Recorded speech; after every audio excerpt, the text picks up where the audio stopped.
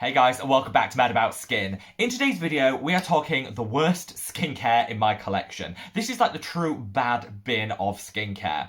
The reason I wanted to film this video today is in my recent decluttering video, which I'll leave a link to up there, I said, you know what, if a product might not work for you, but could work for another skin type or another person, make sure you gift it away, never waste it. But I also caveated that by saying, never give away really bad skincare, because there's nothing worse than gifting something that you just know is not going to deliver.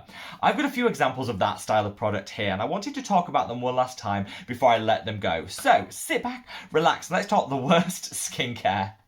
Now, of course, these aren't going to be the worst skincare products that have ever existed. These are just the worst skincare that I personally have tried in the last few months. I'm sure there's so many other examples of this style of skincare out there, so sound off in the comments section below with any of your personal fails that honestly you can't see working for anyone.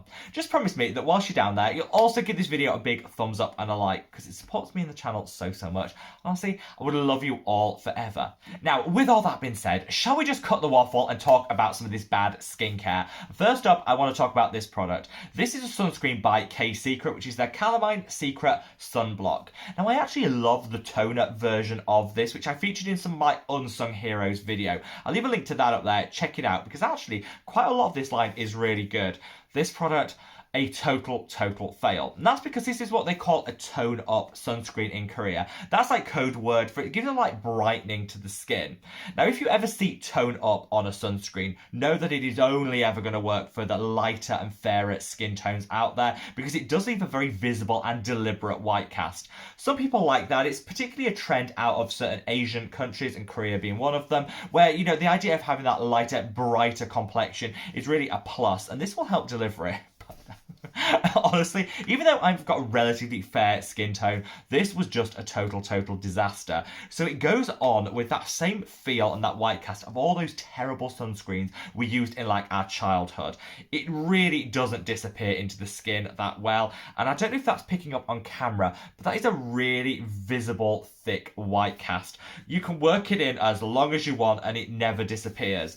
Whilst tone up sunscreen might work for fairer skin tones, this, I don't know who would want this amount of like white cast on the skin, and it's so greasy, so greasy, to the point where you can't actually use makeup over the top of it because it kind of breaks apart all your foundation. Just not great. And I was surprised because this has actually got chamomile in it, calamine even, let me get my words out, in here that should keep you matte all day long. It didn't. It's a grease slick. It's so visible on the skin, and I don't know who this is supposed to appeal to.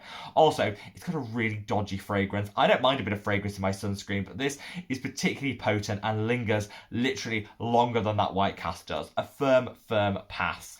Now let's come on to this product, which is the Olivet dermatologist tested Wash All Barrier Relief Cleanser. Now, this I think is a case of what the brand promised being completely at odds with what it's actually able to deliver. So first of all, this claims to be an organic cleanser, which I thought, okay, you know, there's a big market for organic skincare out there. Let me dip my toe into it and try it. Well, actually, when you read on the back of this product, it's like 30% organic. I don't think there's an international standard of what actually constitutes organic, but I thought, you know what, for me, for a cleanser to be certified as organic, I would expect it to be like 90% organic ingredients or higher. 30% seemed quite low, and actually a bit of a token effort, which really I didn't like from the start. Also, this claims to be a once weekly acid cleanser. I thought, okay, this could work really well. Like a nice exfoliating cleanser that you use once a week could be a great addition to the skincare routine. Actually, when you read more about it and do a little bit more digging, this is so confused. So it's actually a pH balanced cleanser. The pH of this is 5.5, which is fairly standard pH balanced cleanser. Nothing wrong with that. I love a good balanced cleanser, but it's not what I call an acid cleanser in any way. Also, they say to use it weekly. Why would you use this weekly? There is nothing in here that would constitute needing to use it weekly. Actually, it's just a very standard cleanser. I used it. It's okay. It doesn't strip and dry too much, which is why I probably won't throw it out. I'll probably just use it as a body wash. But honestly, it's not my favorite cleanser, and I think they really hyped it up to be something amazing. And when you read in a little bit more detail, it's just a fairly standard pH balance cleanser. Again, I think I just set off on the wrong foot with this product. I will actually use it right the way through to the last drop and give my full opinions on it. And let me know if you've tried this product. I think the reason I say it's the worst skincare is I reached out thinking this was going to deliver something amazing based on the manufacturer's guidelines. And really, in reality, it's just a standard cleanser that I think I overpaid for. Now, moving on from cleansers through to serums, this was a total fail for me. This is the Juice Daily Serum by Monday Muse. Now, this is pretty bougie up there and luxury in terms of its price point, but I wanted to try it because it looked gorgeous. They're a great British brand, and I always like to support local brands where I can. So I thought, okay, let's put my money where my mouth is, buy this, try it. It claims to be a super calming yet hydrating serum, perfect for anyone's skin type. It's got niacinamide in here to give a little brightness. It's got some nice oils to really add some hydration. It's also got Centella Asiatica to calm and soothe. So I was relatively hopeful for this product. Honestly, it's just no. So for a start, like, you probably can't even pick this up on camera. I don't know if you can see that. Like, the texture of this, it's so slimy. It actually, when I put it on my skin, made me feel a bit like, ugh, no. Way too slimy. It's kind of got a vague occlusive nature to it, but without actually delivering any occlusivity. So it just feels really weird on the skin. And it's just not a nice and pleasant texture to apply. Also, the smell. It smells like chlorine. You know when you go to like the public swimming baths and everything is like really heavily chlorinated?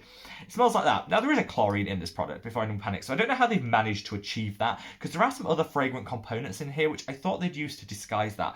It smells so funky, and it never really disappears. That's one of those scents that will linger way longer than you ever want it to. And I did use a couple of drops thinking, okay, let's give it, put it through its paces, see if it works. I wasn't impressed with the results in terms of that instant fix hydration they claim you'll get. The texture of it was awful, and that scent was just other level tragic. So no, all around, this honestly was probably one of the worst skincare products I've tried, and I really wanted to like it. I went in there with positive vibes. I wanted to like this one, but it was just a firm pass. Now, for very similar reasons in terms of scent, this is the Hydro Cream Mist by Riri. Now, I see a few people calling this out online because this claims to be a whitening mist. Now, I know there's lots of terminology can be used in skincare, and whitening isn't one that I particularly like. I think, you know what, who doesn't want a little bit of a glow up, a little bit of a brighter complexion, but we shouldn't be trying to alter our skin tone, and what skin whitening is definitely not something I would ever support. But I think with this, it's a Korean brand, and I think some things can get a little lost in translation. So I always give a little bit of benefit of the doubt when it comes to that. Though again, you have to make your own opinion on that. That's not the reason I dislike this product. The scent of it, no. Also, I didn't really get the benefits that you were supposed to get. You read the ingredients list. Beyond niacinamide, which could, help brighten the skin a little, there's nothing really in here that's going to add any meaningful benefit. Also, it says it's suitable for even the most sensitive skin types, and this is packed full of like lavender oil, various citrus peel oils. It's got some artificial fragrance in here. It's just like a whole pot, a melting pot of bad ingredients when it comes to sensitive skin. And for all of those, it smells pretty rank too, which you'd have thought with all that added in it, it would actually at least have a nice scent. Not at all. This I used a couple of times and I found it was sensitizing my skin. Even, like I say, I've got fairly resilient skin, so if you've got sensitive skin, firm pass. And I just looked at the ingredients and thought, no, there's nothing in here to justify what's a relatively high price point. One thing I will say is the mist, if you can see that, it's quite cool. It goes out in really nice fine mist, and I think what I will do is empty this out, rinse it through, and then put some of my other products in here that I like a more gentle and even mist, because the packaging on this, A1, can't fault it. The actual ingredients, totally. Some of the worst skincare I think I found, particularly because it's pitching at sensitive skin, firm pass. Now let's come on to one of my favourite brands, but my least favourite product from them, and this is the BHA Clarify Gel Cream by Good Molecules. Now, I love Good Molecules. The price point, to die for. Their discoloration serum, so good. And actually, everything I've tried from them, bar this, has been really outstanding. I had high hopes for this based on how much I love the brand, and I was just left totally disappointed. Again, I think similar with that cleanser that we talked about earlier, it's a case of expectation versus reality. I think the brand has overhyped what this is actually going to deliver, which just ultimately leaves you feeling disappointed. This has a ridiculously low concentration of salicylic acid in it, alongside like Centella and some other hydrators.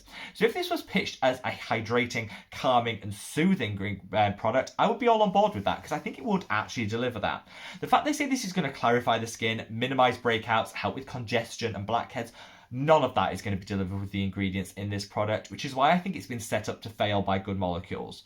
So if you use salicylic acid in a low concentration, something like a 0.5%, it can be really therapeutic, calming and soothing on the skin, which is what you're getting with this. I love that. But this isn't the concentration that you should be using if you want to tackle breakouts, blackheads and congestion in the skin. You should really be looking out for like a 2% to really deliver those benefits. So for me, if you want a product which is calming, is soothing on the skin and gives a light level of hydration, this could really work. But the reason I'm putting it in the worst skincare is because it's another example of a brand really just misdirecting their marketing, giving us false hope that a product's going to deliver something and leaving us the consumer disappointed as a result. So hopefully Good Molecules might do a rebrand of this, because I think the product itself is sound. It's just the way that they pitch it and the outcomes that they say you're going to achieve that are all a little bit misguided. So there you have it, guys. A rundown of the bad bin when it comes to my skincare collection. These are the products that honestly I don't think are going to work for anyone. I absolutely hate weights. Like, it's my #1 pet hate. So even with that cleanser that I said was all hype and no substance, I'll still use it as a body wash to make sure that I'm getting some benefit out of it. After all, I spent my hard-earned coin on it. It's good to repurpose it and try and get some value out of it. Some of the products I just don't think are worth continuing with. If a product doesn't work for you, it doesn't work for you. Don't push it. Listen to what your skin's saying. And if you don't think it's going to work for someone else, just chalk it up to a lesson learned and discontinue use on it. But hopefully through this video, I've shed some light on some of the products that, are less than optimal that I've tried in the last couple of months. And I'd love to know any of your personal fails that you want to share. So sign up in the comment section below. Wherever you are in the world, guys, stay safe, stay well, and love your skin. Take care. Bye.